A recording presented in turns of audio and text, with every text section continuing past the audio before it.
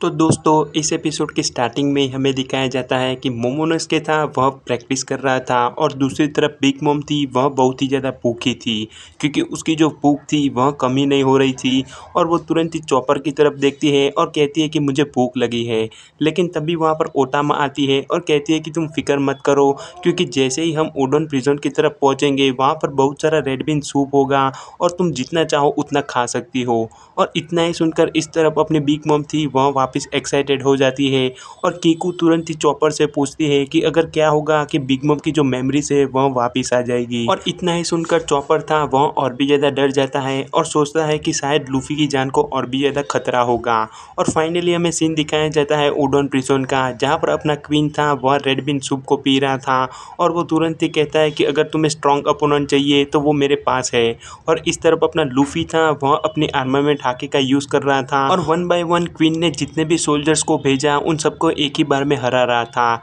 लेकिन यहाँ पर जितने भी सोल्जर्स हार रहे थे वह बहुत ही ज़्यादा वीक थे और लूफी को ये भी मालूम था अगर वो ऐसे ही फाइट करता रहा तो उसकी जो एडवांस आर्मामेंट हाकी है उसका कोई भी यूज़ नहीं होगा और वो और भी ज़्यादा स्ट्रॉन्ग भी नहीं होगा। और इस तरफ बॉस योगोरो थे वह समझ नहीं पा रहे थे कि लूफी आखिर क्या कहना चाहता था। लेकिन लूफी है वह तुरंत ही कहता है कि रेली ने मुझे सिखाया था एडवांस आर्मामेंट हाकी का यूज़ कैसे करें, क्योंकि वो एक इनविजिबल शील्ड की तरह होती है जिससे तुम अपने अपोनेंट को अंदर की तरफ से हरा सकते हो। और इस तरफ क्वीन था वह और भी ज़्यादा सीरियस हो जाता है और उसे मन ही मन मालूम था कि वो जितने भी सोल्जर्स हैं उन सबको लूफी के सामने भेजते रहेगा और जैसे ही लूफी थक जाएगा वो काइडो के लिए काम करने के लिए मजबूर हो जाएगा। लेकिन अपना लूफी था वो और भी ज़्यादा एक्साइटेड होता है और कहता है कि हे बलून, अगर तुम्हारे पास इससे भी ज़्यादा स्ट्रॉन्ग सोल्जर हो तो उन्हें एक साथ भेजो। और इस तरफ अपना क्वीन तुरंत ही कहता है कि हाँ तुम बिल्कुल भी फिक्र मत करो, क्योंकि तुम हमारे गिफ्टर्स को अंडर एस्टिमेट कर रहे हो। और तभी वहाँ पर आता है बैटमैन और जीपर्स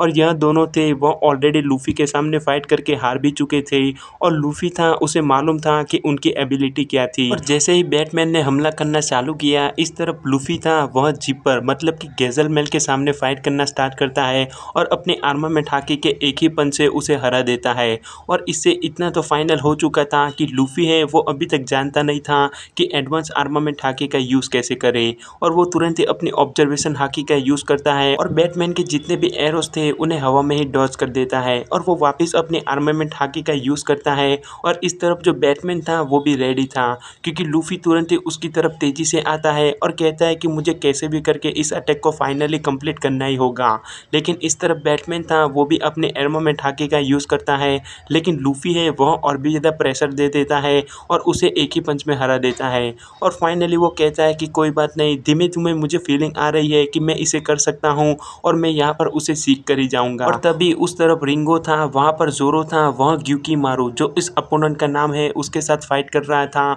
और वो तुरंत ही कहता है कि यहाँ पर जो स्वॉर्ड है वह मुझे रियुमा खुद ने दी है, भले तुम मुझ पर भरोसा करो या ना करो। लेकिन इस तरफ ग्यूकी मारू था वो उसकी एक भी बात नहीं सुनता। लेकिन रियलिटी में सुसुई मतलब कि जो स्वॉर्ड है उसको देने वाला और कोई नहीं बल्कि रियुमा की बॉडी थी और उसके अंदर ब्रुक की सोल थी। लेकिन इस तरफ जो ग्यूकी मारू था वो उसकी एक भी नहीं सुनता और कहता है कि तुम्हें मालूम नहीं है कि उस स्वॉर्ड की वैल्यू क्या है, क्योंकि लैंड ऑफ वानो में उसकी हिस्ट्री सचमुच में बहुत ही ज़्यादा बड़ी है और तुम जानते भी नहीं हो कि उस वैल्यू की क्या कदर हो सकती है। लेकिन इस तरफ जोरो था वो तुरंत ही कहता है कि चाहे मैं तुम्हें कितनी भी बार समझा लूँ, मुझे मालूम है कि तुम मेरी एक भी नहीं सुनोगे। और तभी वो उसके साथ कंटिन्यूसली फाइट करने लगता है और इस तरफ ग्यूकी मारू है वह तुरंत ही उसे समझाता है कि यहाँ पर जो स्वॉर्ड है वह सचमुच में बहुत ही ज़्यादा लेजेंडरी है और उसे विल्ड करने वाला और कोई नहीं बल्कि रियुमा द गॉड था। और इस तरफ जोरो था वो ये सब कुछ सुन रहा था और उसे ये भी मालूम था कि सुसुई थी वह एक ब्लैक ब्लेड थी। और ग्यूकी मारू तुरंत ही उसे कहता है कि वो जो ब्लैक ब्लेड है वह तुमने नहीं की बल्कि रियुमा ने की थी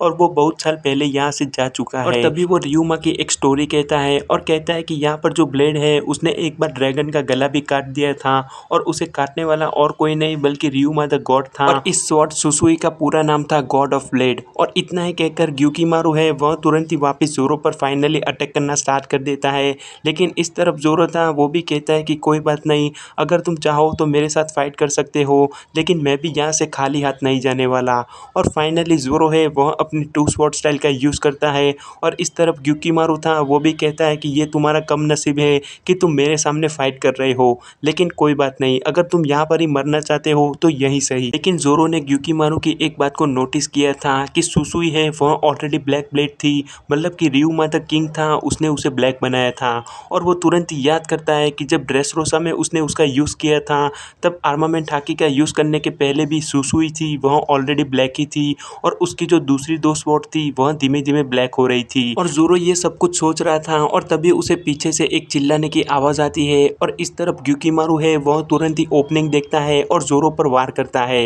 लेकिन ज़ोरो तुरंत ही अपने उल्टे हाथ से उस अटैक को डॉज करता है और तुरंत ही ग्यूकीमारू पर गुस्सा होता है और कहता है कि आखिरकार तुम क्या कर रहे हो, तुम देख नहीं सकते कि पीछे कोई मदद के लिए चिल्ला रहा है। लेकिन तभी उसे सुनाई देती है टोको की आवाज़ और वो हंस रही थी। और इतना ही सुनकर ज़ोरो है वह कंफ्यूज हो जाता है कि आखिरकार यहाँ पर चल क्या रहा है। लेकिन जैसे ही उसने देखा कि उस औरत के हाथ में खून था वो समझ गया कि यहाँ पर जो मैटर है वह सचमुच में सीरियस है और उनके पीछे सचमुच में कोई हाथ धोकर पड़ा है और वो उन्हें मारना चाहता है। और जैसे ही उसका कपड़ा हवा में उड़ा हमें मालूम चलता है कि उसे एक ही बार में किसी ने काट डाला। और जैसे ही उस बंदे ने कोमुरासाकी पर हमला किया ज़ोरो था वह ऑलरेडी सामने आ चुका था और उसका अटैक डॉज कर लिया था। और ज़ोरो तुरंत ही कहता है कि अगर कोई औरत मेरे सामने से जा रही है और तुम उसकी बच्ची और उसे भी मारना चाहते हो तो मैं तुम्हें ऐसा करने नहीं दूंगा। और तभी हमें मालूम चलता है कि उसके सामने ऑलरेडी एक स्वॉर्ड्समैन था और वो भी उसे मारना ही चाहता था। और यहाँ पर जो स्वॉर्ड्समैन था वह और कोई नहीं बल्कि हितोकिरी कामाजो था।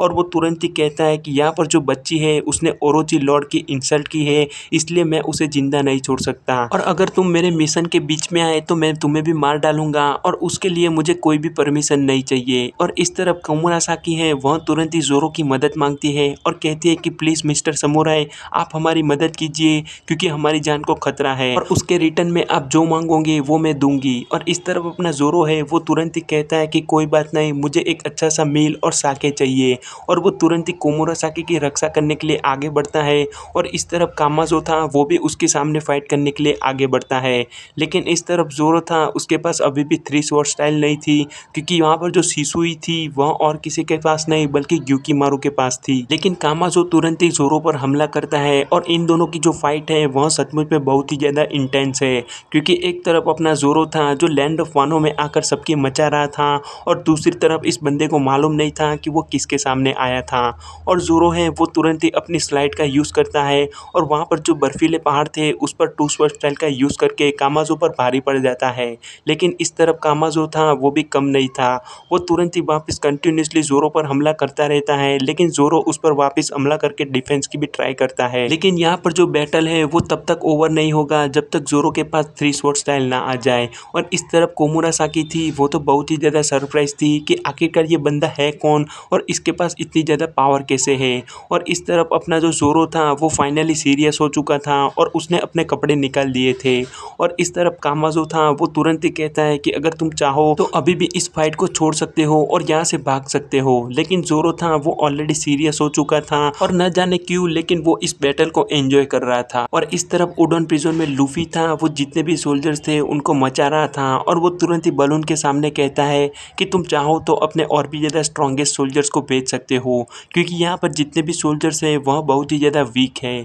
और इतना ही सुनकर क्वीन है वह तुरंत ही अपने मोस्ट पावरफुल सोल्जर को भेजता है और वो भी एक स्माइल फ्रूट यूज़र था जिसने बियर फ्रूट खाया था लेकिन उसका जो मुंह था वो बियर के अंदर था। और वो तुरंत ही कहता है कि स्ट्रॉ हैट अगर तुम्हें लगता है कि तुम मुझे इतनी आसानी से हरा सकते हो तो ये तुम्हारी सबसे बड़ी गलती है क्योंकि मेरी जो स्किन है वह सचमुच में बहुत ही ज़्यादा मोटी है और तुम्हारे पंच का कोई भी यूज़ नहीं होगा। और इतना ही सुनकर अपना लूफी होता है वह तुरंत ही आर्मामेंट हाकी का यूज़ करता है और कहता है कि जब तक मैं तुम्हें हरा नहीं दूंगा मुझे मालूम नहीं चलेगा कि मेरी हाकी कितनी ज़्यादा स्ट्रांग हो रही है और मैं कितना ज़्यादा आगे बढ़ रहा हूँ। और जैसे ही लूफी ने उसे एक पंच मारा इस तरफ उसकी जो स्किन थी वह धीमे धीमे अंदर जाने लगती है और यहाँ पर जो बियर मैन था वह ऑलरेडी हार चुका था और उसके सामने जितने भी सोल्जर्स थे वह वापस चीयर करने लगते हैं क्योंकि उनके लिए तो ये एक एंटरटेनमेंट था। लेकिन बॉस योगोरो थे वो अभी तक समझ नहीं पा रहे थे कि आखिरकार लूफी सबको हरा तो रहा है लेकिन वो इतनी आसानी से खुश नहीं हो रहा था। और लूफी था उसे भी मालूम था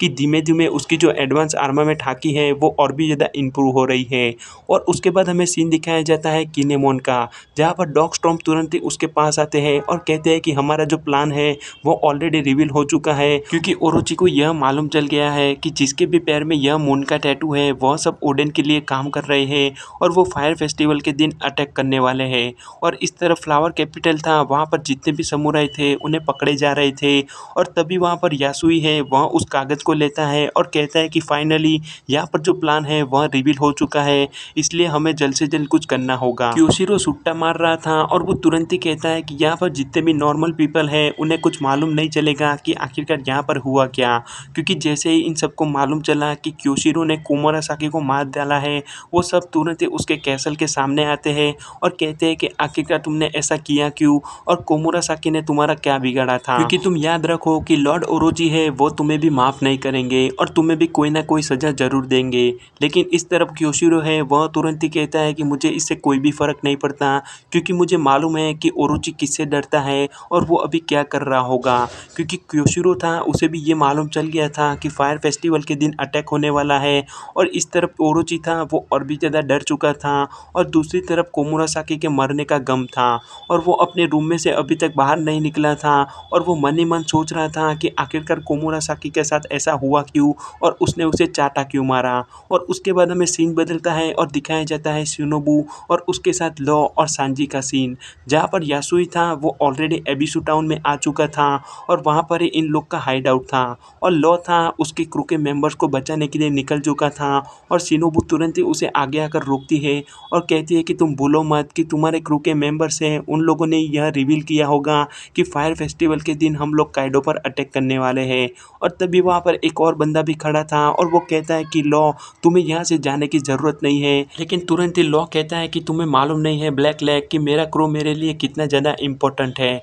जी हाँ दोस्तों, ये और कोई नहीं बल्कि सांजी था और नामी ने उसको मार मार कर उसकी हालत ख़राब कर दी थी। और इस तरह अपनी शिनोबु थी, वो तुरंत ही लॉ को कहती है कि तुम्हें याद रखना होगा कि हमारा जो मिशन है वह 20 साल पुराना है और अगर तुम अभी सामने चले जाओगे तो हमारा जो मिशन है वह ऑलरेडी फेल हो जाएगा और हमारी जितनी भी मेहनत है वह सब पानी में मिल जाएगी। और तभी वहाँ पर यासुई आता है और वो तुरंत ही कहता है कि तुम बिल्कुल भी फिक्र मत करो, क्योंकि हमारा जो प्लान है वह सही से काम करेगा। और यहाँ पर मुझे बहुत सारे फेमिलियर फेस भी दिखने मिल रहे हैं। और तभी वो देखता है कि उसके सामने और कोई नहीं बल्कि कांजूरो और शिनोबु खड़े थे और वो तुरंत ही नामी को देखकर बोलता है कि वाह, तुम्हारे जैसी ब्यूटीफुल लड़की मैंने आज तक नहीं देखी। और इतनी तारीफ कर कर वो तुरंत ही अंदर आ जाता है और इस तरफ इन दोनों को देखकर कहता है कि अगर इस टैटू की ही प्रॉब्लम है तो इसे मैं एक ही बार में सॉल्व कर दूंगा और तुम्हें उसकी टेंशन लेने की बिल्कुल भी ज़रूरत नहीं है। और उसके बाद हमें फाइनली दिखाया जाता है जोरो वर्सेस कामाजो, जहाँ पर कोमुरासाकी थी वो अभी तक यह बैटल को देख रही थी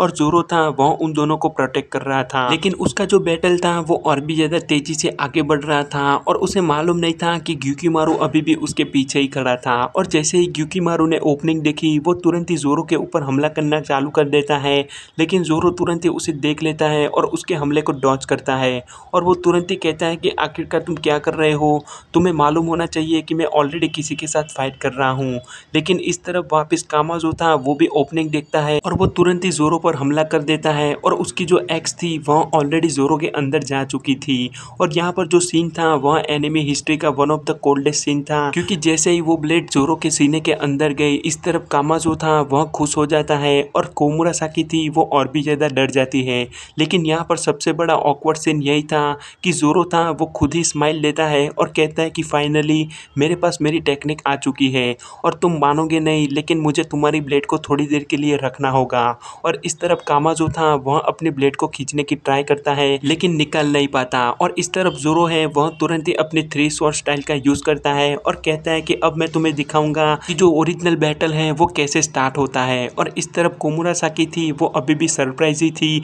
और वो सोच रही थी कि आखिरकार ये बंदा कौन है और इतना ज़्यादा स्ट्रॉन्ग क्यों है, क्योंकि जोरो था उसने फाइनली अपने फाइनल अटैक का यूज़ कर दिया था। उसके अटैक का नाम था पोर्टिग्यूरी ओनिगिरी। और इस तरफ कामाजो था वो कुछ भी नहीं कर पाया और वो तो बहुत ही ज़्यादा एक्साइटेड था और सोचता है कि वो जोरो को हरा लेगा और वो तुरंत ही अपने ब्लेड की मदद से उस पर हमला करने की ट्राई करता है। लेकिन जोरो था वो इतना ज़्यादा तेज था कि उसके जितने भी अटैक थे उन सबको एक ही बार में डॉज करता है और बहुत ही तेजी से आगे बढ़ता है। और कामाजो उसके अटैक के सामने कुछ भी नहीं कर पाया और फाइनली वो हार चुका था। और इसी के साथ हमें मालूम चल गया था कि ज़ोरो है वह लैंड ऑफ वानो में और भी ज़्यादा स्ट्रांग हो चुका था और वो उसके अपोनेंट को एक ही अटैक में हरा रहा था। और इस तरफ टोको, ग्यूकीमारू और कोमुरासाकी ये तीनों के तीनों बहुत ही ज़्यादा शॉक थे और वो सोच रहे थे कि आखिरकार इस बंदे के पास इतनी ज़्यादा पावर कैसे है और उसने इस बंदे को एक ही बार में कैसे हरा दिया। लेकिन ग्यूकीमारू अभी भी उसके पीछे खड़ा था और कोमुरासाकी थी वो तो कुछ समझ भी नहीं पाई कि आखिरकार इतनी ज़्यादा स्ट्रेंथ किसी के अंदर कैसे हो सकती है और वो यहाँ पर क्या कर रहा है। और इस तरफ ज़ोरो था वो तुरंत ही पीछे मुड़कर देखता है और उसे मालूम था कि ग्यूकीमारू है वह उसके वेपन्स को चुराने के लिए वापस ज़रूर आएगा। और इस तरफ ग्यूकीमारू है वह तुरंत ही उस कामाज़ो की ब्लेड को ले लेता है और धीमे धीमे वहाँ से जाने लगता है। और इस तरफ ज़ोरो था वो उसके सामने कुछ भी नहीं कर पाता क्योंकि उसके सीने के अंदर ऑलरेडी एक ब्लेड लग चुकी थी और वो धीमे धीमे बेहोश हो जाता है। लेकिन तभी वहाँ पर कोमुरासाकी थी वह उसके पास आती है और इसी के साथ यहाँ पर जो एपिसोड है वो एंड होता है।